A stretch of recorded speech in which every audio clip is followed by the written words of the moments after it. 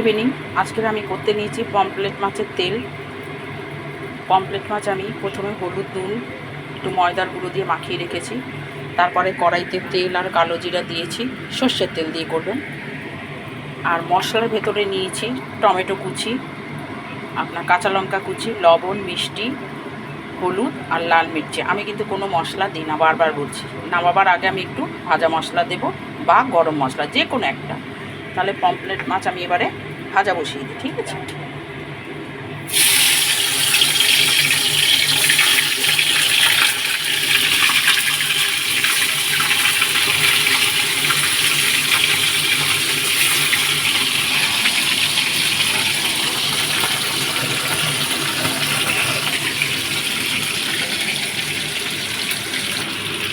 দেখুন আমাদের পমফ্রেট মাছটা ভাজা হচ্ছে।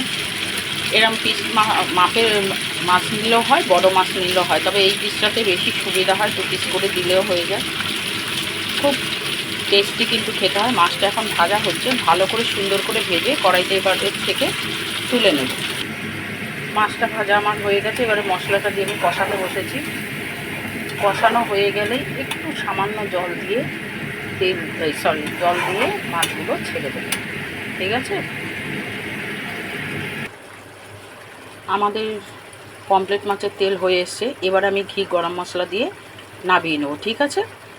তাহলে পমফ্রেট মাছের তেল করতে লাগছে আমার পমফ্রেট মাছ, কালো জিরা, সর্ষের তেল, টমেটো কুচি, লঙ্কা কুচি, আপনার লবণ, মিষ্টি সব একসঙ্গে কাই মতন করে মাছটাকে ভেজে তুলে নিয়ে তেলের মধ্যে ছেড়ে দেবেন।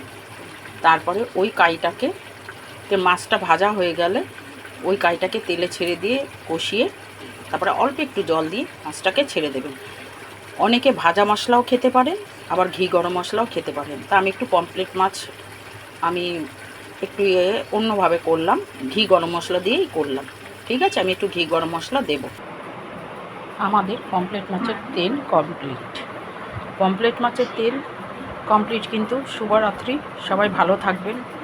একটু দেখবেন, রান্না করে চেখে দেখবেন। চন্দিতা রান্না ঘরের থেকে বলছি।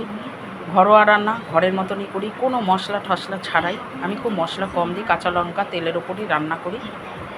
করে একটু খেয়ে দেখবেন এই মাছগুলো এনে, খুব টেস্টি হয়, ভালো হয়।